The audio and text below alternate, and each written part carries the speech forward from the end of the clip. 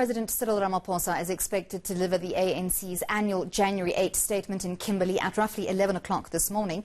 The statement sets the tone for the year and marks the ruling party's 108th anniversary. This year's event comes at a time of massive economic challenges in the country, largely blamed on the ongoing electricity crisis. We have a number of reporters and anchors covering the event for us to bring you all the key insights. ENC's political editor, Vuyo Mvoko, is also covering those celebrations for us. For your good morning, we've been speaking to Thulasizwe Simelane and Siphamandla Goge this morning, very much in the forefront of those discussions, the challenges currently facing Eskom, also service delivery, job creation, education, and these are all the key issues that not only the ANC but the government have been speaking to South Africans about for the last number of years. Today, another occasion where we're expecting to hear more of the same. Are we expecting anything different?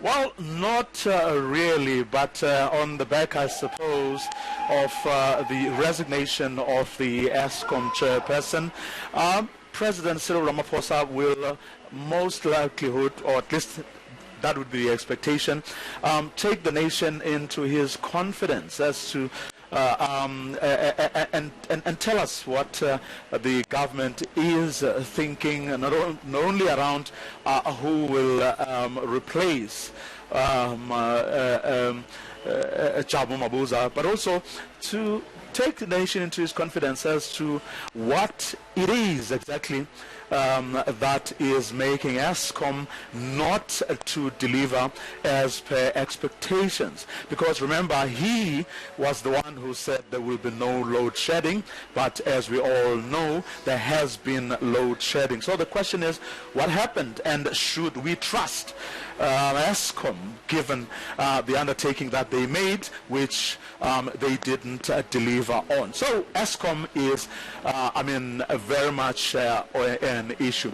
But of course, throughout the week, as President Cyril Ramaphosa and the top six officials, the rest of the top six officials were crisscrossing the province this week, South Africans wanted to know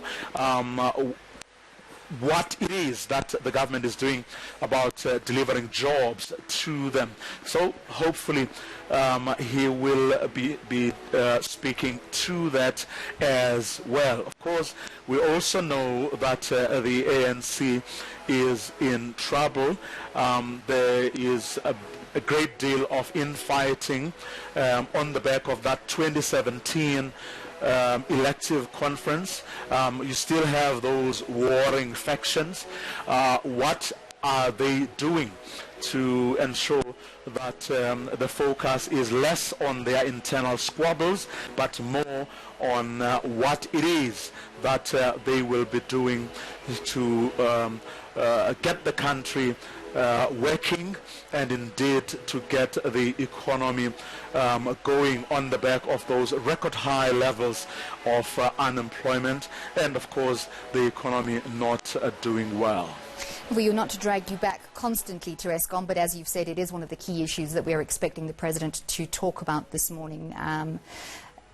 No load shedding scheduled for today. Is that coincident, or has that possibly been orchestrated so that the majority of the nation can in fact see and hear the President of the ANC's address? Well, certainly not in Kimberley. In Kimberley, everyone expects, no one expects load shedding, really. And in about 10 minutes or so, I will be speaking to the Deputy CEO, if you may call her that, but that's the Deputy Secretary General, J.C. Duarte, about the preparations that went into this day, and whether in fact they did manage to get an undertaking from Eskom that there will be no load shedding, because if that happens, it will indeed put a spanner in the works. But just Duarte will of course be speaking to the general state of affairs, what went into preparing for for this day. But also, I mean, as many South Africans would know, the ANC itself also coming under scrutiny on the back of allegations that it wasn't able to pay its own staff in December on time. We'll be speaking to those issues and more. That's in about 10 minutes time or so, Annalie. All right, then we're looking forward to those discussions. Siphamandla Goge has also been on the ground in Kimberley for us this morning. He's been tracking members arriving. Siphamandla, is the stadium starting to fill up? We do expect it to be quite a hot day today. Are delegates and members prepared for temperatures?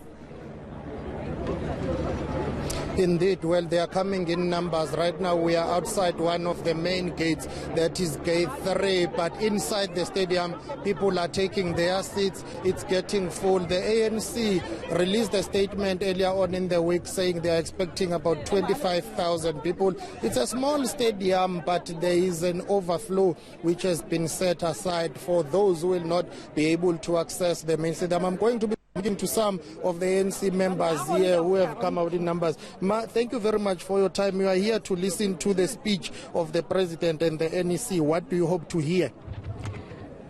I'm here to come and hear the message from the President to give us a speech for 2020. Yeah. Okay. You are wearing SACP T-shirt. You are in alliance with the ANC. As a young person, what do you hope to hear from the statement of the NEC? I hope our government, they will open us the job and education for our children. And we are happy to come here to hear the speech from our government. Thank you. We're coming from Middleburg in Mpumalanga. Thank you very much. Okay, let me get one more comment from you, ma'am. Okay, let me take this gentleman. Where are you from, and then what do you hope to hear?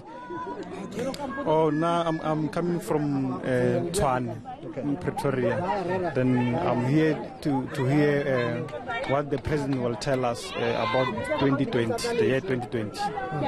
But there are too many issues facing young people. Say, if I can talk to you about the issue of unemployment, the issue of crime as well. Some people are saying the ANC is struggling to address those. Thank you very much. I'm here as a workers' leader. I'm hoping maybe we are here to hear the president to address the issues of tender entrepreneur, especially to the people from working security officers. ANC cadre, they must stop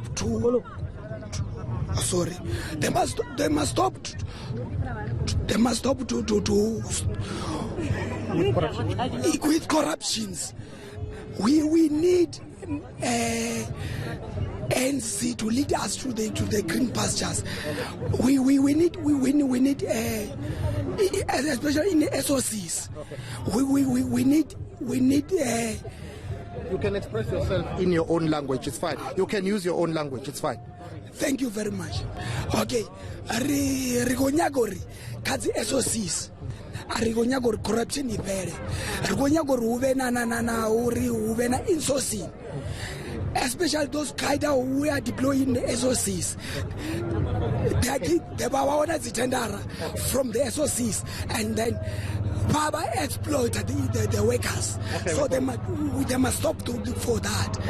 Okay. Basically, those are some of the ANC members. I'm going to ask my colleague to show you a wide shot. If you can please just step aside. We need to see the wide of the street here, because some people and many people, members of the ANC, are trickling in. They are coming here to listen to the president of the ANC delivering that NEC statement on behalf of the NEC. He told me that he's going to focus on the issue of job creation, on the issue of the economy. Eskom has been dominating and overshadowing these proceedings or these 108 celebrations, basically with the resignation of Jabu Mabuza. Yesterday, the president did speak to business people at the gala dinner, telling them that they've got things under control. They are fixing Eskom. They want to make sure that there is a stable electricity supply in the country. But throughout the week, since Monday, the issue of Eskom has been dominating, and the ANC has been at pains in trying basically to make sure that it sticks to the script, the message, but unfortunately Eskom seems to be spoiling the party. As we take it back to you, Bravuyo. Right, we are indeed going to go back to ENCA political editor Vuyo Mvoko. Vuyo, ANC leaders have made it clear that they're confident that despite all the challenges facing South Africa at the moment, that they can turn things around. Well, the message that ANC President Cyril Ramaphosa has been communicating to South Africans, certainly in this part of the world throughout the week, has been that the ANC enjoys the confidence of a majority of South Africans. They gave the party a mandate again in the last election, saying we trust you to run our affairs. Of course, those South Africans also made it clear to him as he was addressing, whether he was at taxi ranks, whether he was they were at shopping malls. Those South Africans did say to them that they want more action now and less talk. They want those who looted and plundered public resources to go to jail. They want the government to create the kind of environment that will be conducive to job creation. They want very firm decisions to be made about who runs their affairs. And President Cyril Ramaphosa, of course, promised South Africans, as he was trying to get people to come to this rally today, he did promise them that he will give details as to what it is that preoccupies the minds of the ANC leadership currently, and what it is specifically that they will be doing as the ANC to create that environment that is conducive to job creation, as to what it is exactly that they will be doing as the governing party to ensure that the economy gets out of the crisis that it is currently in. And in a short while, I will be speaking to the ANC's Deputy Secretary General, Jesse Duarte, who is in the studio with us. Anli? Right, thank you very much for that, Vuyo. As we were saying earlier, ANC leaders are confident that they can give South Africans a compelling message that things will get better soon. Party President Cyril Ramaphosa and other top brass are in Kimberley preparing for the oldest liberation movement's 108th birthday.